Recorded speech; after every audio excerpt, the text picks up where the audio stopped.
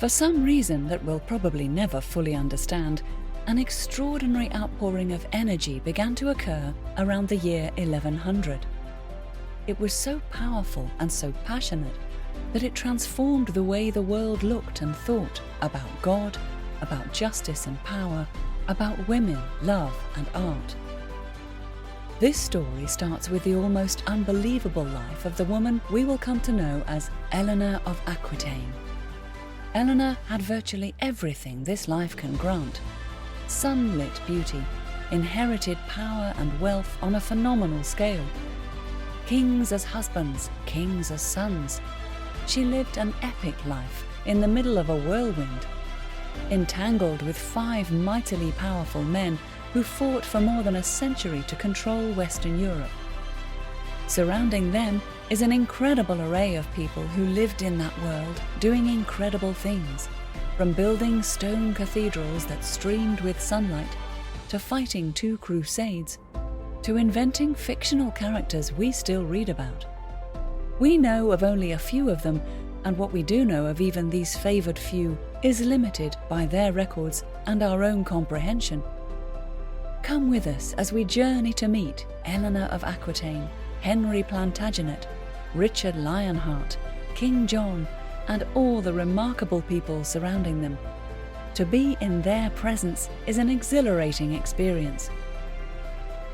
Won't you join us? Welcome back to Lion's Forge.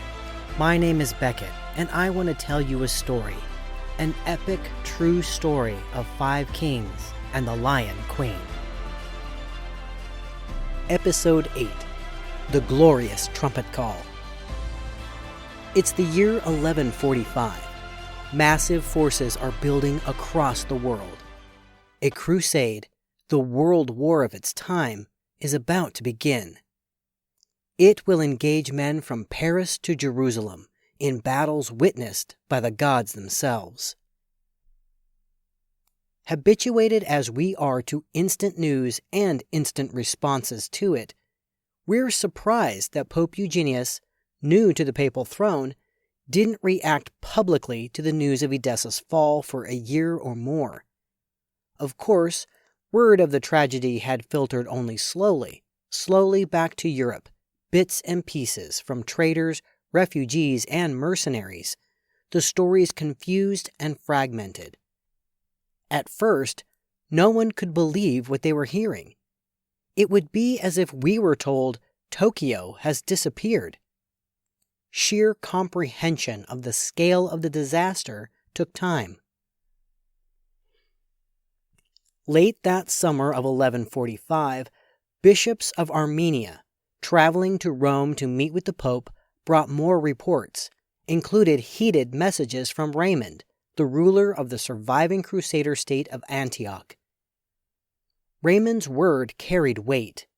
He was the younger brother of William X of Aquitaine, which made him the uncle of Queen Eleanor of France. Now that Edessa was gone, Raymond's kingdom of Antioch was at the very front lines of the Crusader states. By then, the awful reports would be too consistent to ignore, their news too bleak. Shortly after the visit of the Armenian bishops, Eugenius had sufficient command of the facts and what they could mean to Christianity to send word to young King Louis. "We ask and command," Eugenius wrote, "that those who are of God, above all the nobles, courageously gird themselves to save Christianity as their grandfathers had at the time of the First Crusade, 50 years before. Jerusalem itself, the city of God, was at risk." The papal summons to the young French king was based on the country's unbreakable 1,000-year-old ties to the Catholic Church. At the time of the First Crusade, an earlier pope had described the French as, quote, "chosen and beloved by God, set apart from all other people by your Catholic faith," unquote. Not only had the French spawned popes, famous religious orders, and great cathedrals, but the Capets were considered the most Catholic of all kings, swearing at their coronations to devote themselves to defending the Holy Church from its enemies. Unlike the Germans, whose wars with the papacy were born and reborn throughout the mists of time, there were no ugly history of French kings making war on Rome. Then, too, the Capets had the considerable advantage of Suger's pen. He had adored Louis's father, and wrote of him as if Saint Denis, the apostle of France, had personally laid his heavenly hand on the French king's brow, marking French monarchs apart from the wretched, pope-bashing rulers of other countries. Holy France also had a history of being remarkably good at making war. The French had dominated the triumphant First Crusade, which had wrested Jerusalem from the grip of the infidels. They accordingly had generations-deep ties to the Crusader states, with Frenchmen becoming Middle Eastern rulers and French princesses marrying Latin states' princes. Aliénor's uncle Raymond, just another younger brother with limited prospects back home, had left Europe to become the Prince of Antioch, creating powerful currents of shared family interests in his part of the world. French babies conceived during the First Crusade were plentiful on both sides of the Mediterranean, such as Alphonse Jourdain of Toulouse, whose name was derived from his baptism in the waters of the River Jordan. And there were other personal considerations that carried weight. For one, it might be thought that the French king was in need of a great penance after the Vitry disaster.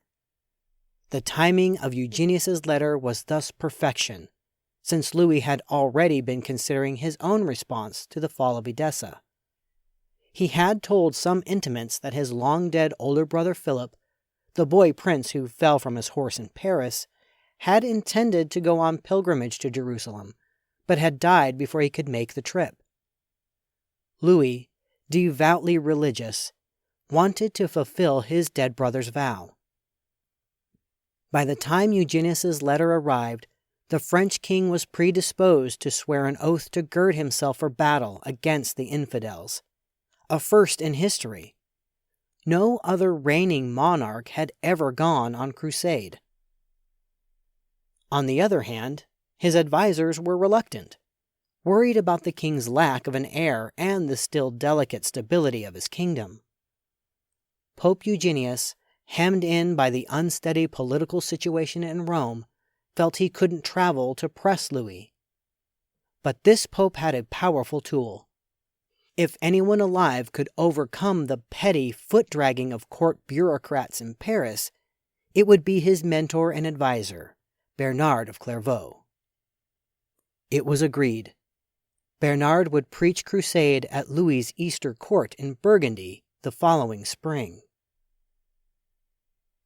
Louis and Aliénor accordingly rode south that March into the Burgundian countryside toward pretty Vézelay, which summoned travelers from its hillside above the Cure River. Mammoth logs of chestnut, oak, and beech from the ancient Morvan forests went down the Cure, destined for Parisian stockades and fireplaces. Mineral springs along its banks sparkling with helium gas had been known to shelter water goddesses 1,000 years before.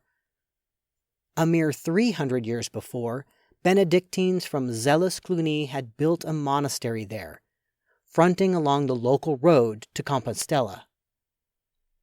Pilgrims learned to stop at the monastery's protective shade as they made their way to Spain. Eventually, Vézelay itself became a major draw on the pilgrimage route when it announced that monks had discovered within its very walls relics of Mary Magdalene, Jesus' friend, the woman who had once humbly dried his freshly washed feet with her own hair. The first among his followers to bear witness to the resurrection, Magdalene was a major saint of medieval times. Like other medieval saints, Magdalene was believed to have a specific personal interest in humanity's troubles, in her case, taking up the cause of captives.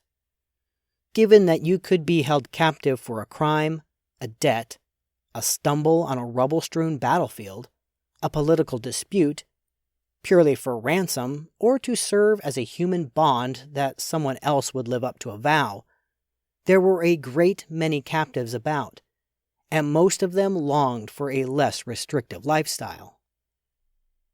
In time, as prayers to Saint Mary Magdalene led to freedom for fervent believers, the old pilgrims' custom of leaving small tokens behind in thanksgiving, a little medal, a lit candle, a crutch now happily abandoned, developed into the habit of carrying one's former chains to Vézelay. Perhaps after unruly heaps of chains had become a literal stumbling block to the faithful, an 11th century abbot decided to have them melted down and refashioned into iron railings to grace the altar, visible proof of Sainted Magdalene's great power. It was terrific publicity, and it drew the crowds, especially after the Pope himself dismissed other churches' claims to Magdalene relics. The crush of visitors eventually motivated construction of a great new cathedral. What we know now as one of the most striking of pre-Gothic churches, with its immense nave and striped alabaster and black columns of semi-translucent limestone, is not the church that Louis and Eleanor saw. It was rebuilt several times before it looked as we see it. All that rebuilding wasn't driven by mere fashion. The cathedral's history was dogged by tragedy, perhaps a cosmic response to the suffering of all those miserable captives begging Magdalene for freedom. Very early on, generations of Norman and then Saracen invaders pillaged across the entire area, destroying one after another of the earliest churches on the site. A new church was finished in 1104, after the invasions had ebbed. To pay for it, the ambitious abbot named Artaud imposed heavy taxes on the citizens of Vézelay. He apparently thought they'd understand how reasonable it was to pay for their share of the financial returns to be anticipated from enhanced tourism. He was wrong. Misguided Artaud was murdered by unhappy taxpayers. Then there was a hideous fire some 15 years after construction was finished, on Mary Magdalene's very feast day, July 21st. More than 1,000 people died. Perhaps in line with its bloody history, the Cathedral of St. Mary Magdalene became the favored site for launching crusades. Pope Urban II had planned to preach the first crusade from Vézelay in 1095. The armies of Richard Lionheart and Philip Augustus would rendezvous in its square in the gaudy summer of 1190, at the beginning of the Third Crusade. And now, at the end of March 1146, Bernard of Clairvaux would speak from its pulpit to call the European world to the second taking of the cross. It was said that 100,000 people came to hear him, so many that the event had to be moved outside. Even the great nave of the Magdalene could not hold them all. And here's a quick side note. In 1976, hundreds of years after Vézelay was the epicenter of Christianity, a priest who worked at the cathedral rediscovered that, at midday of the summer solstice, sunlight coming through the windows in the south walls falls in luminous pools along the center axis of the main aisle, guiding one's eye directly to the altar.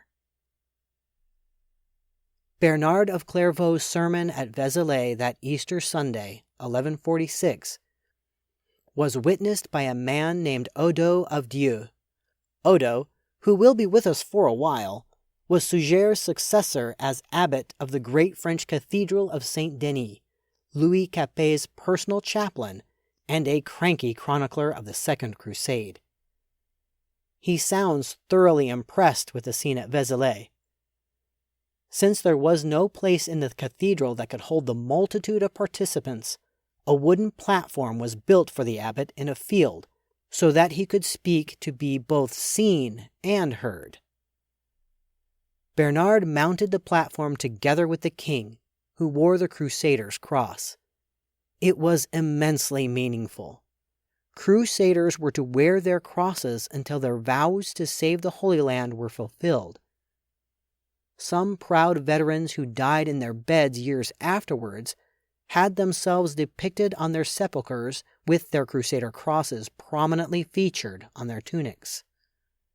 Odo described the scene on that day in 1145 by saying, quote, "When the heavenly instrument Bernard poured out the dew of the divine word, the people on all sides began to clamor and to demand crosses. When he had passed out the crosses which had been already prepared, he was forced to tear his clothing into crosses." Unquote. Personal feuds that had shed blood among nobles for decades were dropped in light of this war for God. The House of Blois was there, as were the Count of Toulouse, the Flemish, Norman lords, aristocrats from the Ile-de-France. Then, too, there is the legend, often repeated and possibly even true in whole or in part, that Queen Eleanor burst upon the scene with the dazzle for which mythology adores her. This queen, undoubtedly with her king's blessing, was not about to be left behind by the enthralling sweep of the greatest event in her lifetime. 22 years old, recently the mother of a baby girl, the Duchess Queen was said to have galloped through the immense throng on a white horse, dressed in white and gold, surrounded by the glamorous ladies of her court on splendid horses of their own. Once they dismounted, white plumes in their glossy hair, the noblewomen passed out feathers to the crowd as symbols of virtue, urging the laggards to commit to God's cause. The lords who vowed to accompany their monarchs were a literal roster of the great nobles, from Aquitaine, from Brittany, from Lorraine, Burgundy, Alsace, Savoy, and the Auvergne, from Provence and even arrogant Normandy. They could lose everything, from hard-won lands to a throne to life itself, beginning with the great outlay of funds needed for such a trip. In the First Crusade, Robert of Normandy had sold his entire inheritance, the dukedom itself, while we already know that Eleanor's grandfather had mortgaged Toulouse. They might calculate, but the calculation did not stop them. Eleanor even knelt before her old adversary, Bernard, to pledge herself, her ladies, and, most critically, her Aquitanian vassals. This queen and her king would together share the single greatest event of their age. And so the Second Crusade was launched, 50 years after the first. This was no small undertaking. As Jonathan Riley Smith, a historian of the Crusades, wrote, crusades were arduous, frightening, dangerous, and expensive, literally the world wars of their age. History focuses on the famous crusade of the Middle Ages, but crusades were fought almost continuously for half a millennium, from the coast of Spain to Eastern Europe to Jerusalem and beyond.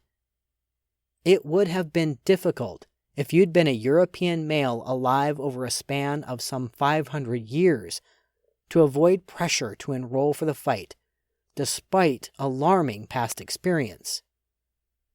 Not only could crusading leave your family destitute, Eleanor's grandfather had spent so much on his failed efforts in the Middle East that he seriously destabilized the Aquitanian economy and had to borrow from his wife's family. But you had a very real prospect of dying before you could bankrupt everyone back home.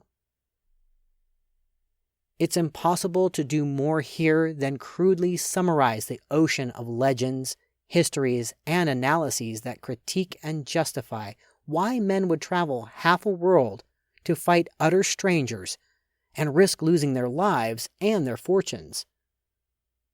once just a tiny, harmless seed sprouting in the far-off east, the Muslim faith proved frighteningly muscular, taking over most of what had been the Byzantine world, winning Jerusalem in 637, and then sweeping its battle flags around the shores of the Mediterranean into Europe itself.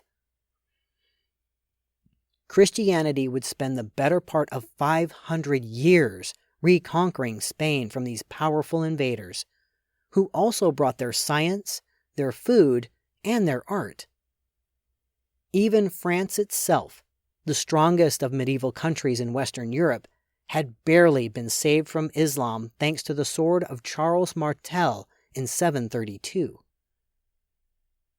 The struggle to hold Islam at bay occupied popes, kings, knights, bishops, nobles, and laymen for more than 30 medieval generations. There was an uneasy sense of self-blame among Europeans, who even then feared that they'd become spiritually flabby compared to these alarming competitors. The chronicler William of Newburgh, who lived at the time of the Second Crusade, worried aloud that the, quote, luxury and greed of our Christian world, unquote, left Westerners physically and mentally weakened. Yet, Muslims would prove less vindictive than Europeans may have feared. For one thing, they didn't sever captured Jerusalem from Christianity. For centuries after Jerusalem fell to Islam in 637, Western pilgrims who longed to visit the places where Jesus had lived continued to make their way to the Holy Land. Inevitably, some were robbed, some were roughed up. Some were killed. Tensions eventually flared. A flashpoint was the Saracens' destruction of Jerusalem's Church of the Holy Sepulchre in 1009, considered a particularly blatant insult in Western eyes. Growing distrust in Europe over Islam's power slowly forged a tenuous link with the West's long-lost sibling, the Byzantine Empire, a Christian civilization that stood for centuries at Islam's threshold. There was hope in some Western quarters that Byzantium might possibly forget its old differences with Catholicism and gratefully reunite with its true friends in Europe. Momentum thus slowly built on both ends of the Mediterranean to win back Christianity's sacred places, to force the feared Muslims back into their desert wilderness. It took generations. The proud Byzantines would not formally ask the Christian West for help until 1096, when the First Crusade was launched. For the next 3 very long years, as tens of thousands of Westerners battled with Muslim armies, Europe lived in daily dread of what the future might hold. As historian Jonathan Phillips tells it, a steady stream of deserters staggering back from the Holy Land vividly suggested that the entire crusade was doomed. However, to Europe's eventual delight, by 1099 it could bask in the heady relief of victory. Jerusalem was back in Christian hands. The faithful were certain their restored world dominance would last forever. In fact, it lasted little more than 2 generations, until the fall of Edessa sparked the panicked fear that the triumph of the First Crusade was fading, that Holy Jerusalem might again be lost. We should take a few moments to think through what was coming to these people, as alive, as filled with energy, ambition, and pride then as we are now. Thoughtful men were not unaware of a problem at the very core of a crusade, which was the troubling theological implications of killing human beings in God's name. The Catholic Church had never been entirely clear on this point. In Christianity's early days, its followers were pacifists, believing that the 6th commandment forbade not only actual fighting, but even carrying defensive weapons. However, the times and the thinking, not to mention the threats, changed over the centuries. so that later Catholic doctrine could make room for the fighting knights with which the world found itself lavishly supplied. After all, there was a vivid combative tradition embodied in God's greatest warrior, Saint Michael the Archangel, who fought Satan himself and won. Pacifism gave way. Thus, while murder was always a grave sin, killing might not be, depending on the circumstances. Force against pagans and heretics, for example, was applauded and liberally applied. For that matter, the Church had openly called on French Catholic knights to make war against equally Catholic Germans several hundred years before, as popes fought on horseback for supremacy in matters of temporal government. Bernard of Clairvaux himself wrote a widely circulated apostolic letter in which he sent his authoritative stamp of approval to the idea that using one's sword to dispatch Holy Mother Church's enemies was right and just. Defending the innocent from harm was a good thing, doubly so when the holy places of Christendom and pilgrims wishing to visit them were involved. The Church even saw its way clear of becoming a player in the medieval equivalent of the international arms trade. Then, too, a great part of what can justifiably be called the crusading spirit was the reality that at this time and in this world, the constant, overriding human concern was one's individual relationship with God. Sin was everywhere, humanity's unfortunate inheritance from Eve's taking of the apple. When sin stained one's soul, as it inevitably would, atonement to God was essential if one wanted to make your way to heaven. Fasting, prayer, tithing, good works, or a trip to Compostela would normally suffice. But going to the Holy Land was the ultimate penance, effective for even the gravest sins. Crusading thus became the perfected alliance of the two great human endeavors of the 12th century, spirituality and war. Men could get to the other world by fighting in this one. If you were a fighting man around the year 1145, it was irresistible. Vézelay was the new blast on the glorious trumpet that called again, to the new men of a new era. Bernard of Clairvaux won over the aristocracy of France, including the king and queen themselves. Christian Europe would again gird itself for battle. The Second Crusade had begun. Rejoin us next time for the fabulous story of the Second Crusade, a swirl of kings and warriors, bishops freezing in the snow, queens bending over bleeding men, breathtaking courage, and cynical betrayal. We've come to the end of our story for the time being. I am Beckett Arnold, narrating from the book Lion's Forge, adapted for us by the author, Karen Markle Knabb. A big thank you to Francis Butt for voicing our introduction. If you like what you hear, please give us a rating, follow our channel, and share us with your friends. Most importantly, please join us again September 4th for the next episode of Lion's Forge, available everywhere you get your favorite podcasts, streaming on YouTube with video episode trailers, and now on Facebook, where you can ask questions, leave reviews, and interact with me.